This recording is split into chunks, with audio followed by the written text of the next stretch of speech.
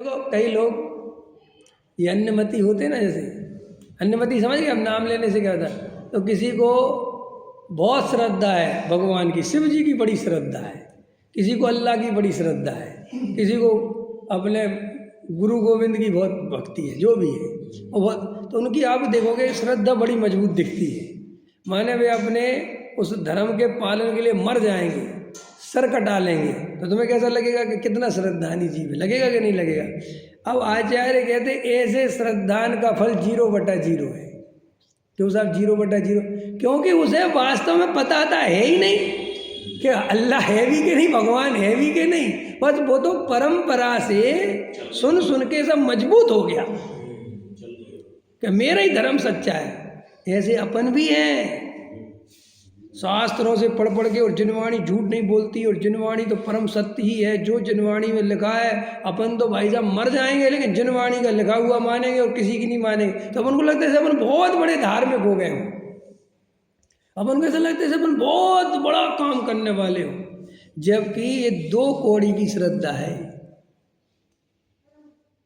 क्यों?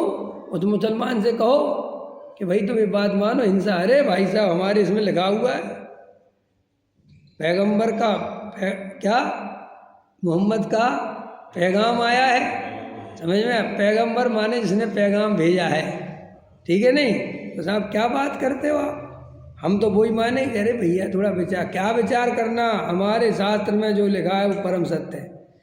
तो उसका तो लगता है अपने को मिथ्यात, और अपना यही काम अपने को लगता है बड़ा धर्म, लगता है कि नहीं।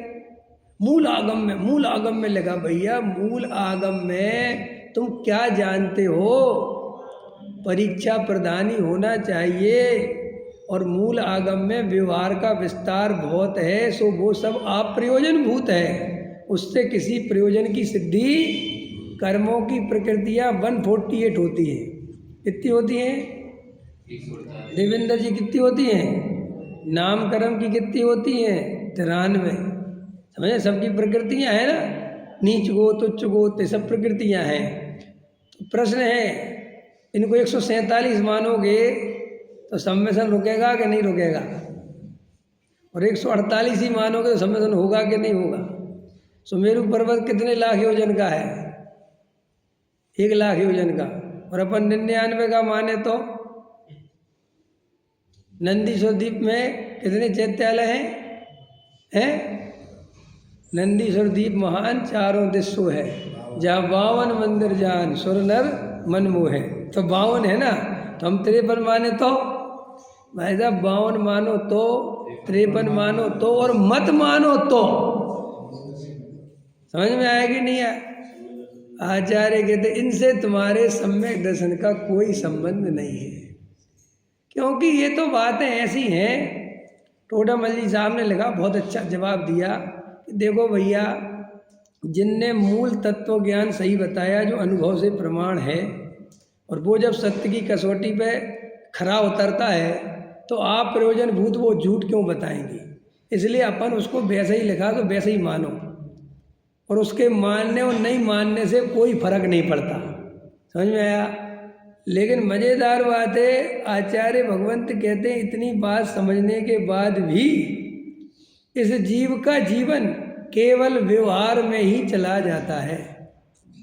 धर्म के नाम पर शास्त्रों की आज्ञा पालने में, क्रिया व्रत में धर्म बुद्धि से लगे रहने में, जो शास्त्रों में व्यवहार नहीं की कथन है उनमें धर्म बुद्धि कर करके उनमें समझने में, भेद विकल्पों में, कर्णानुयोग का विस्तार पढ़ने में, चरणानुयोग की क्रियाएं पालने में, इसी में लगा रहता है, और अपने को बड़ा धर्मात्मा समझता है। क्यों धर्मात्मा क्यों समझता है? कर्णानुयोग में क्षयोपम ज्ञान का अहंकार हो जाता है, और चरणानुयोग से क्रिया का अहंकार हो जाता है। समझ में आया कि नहीं आया? तो उसका वजन रहता है परिणति में, और त्रिकाली ध्रुव ज्ञायक का वजन नहीं रहता। समझ में? जबकि व्यवहार जानने योग्य प्रयोजनवान है, जानने में आ जाए, समझते हो? भूमिका के अनुसार जो राग हो जाए वो ज्ञानी के जानने में आ जाता है, कि पूजा का राग आ गया, भक्ति का राग आ गया, जान लेता है।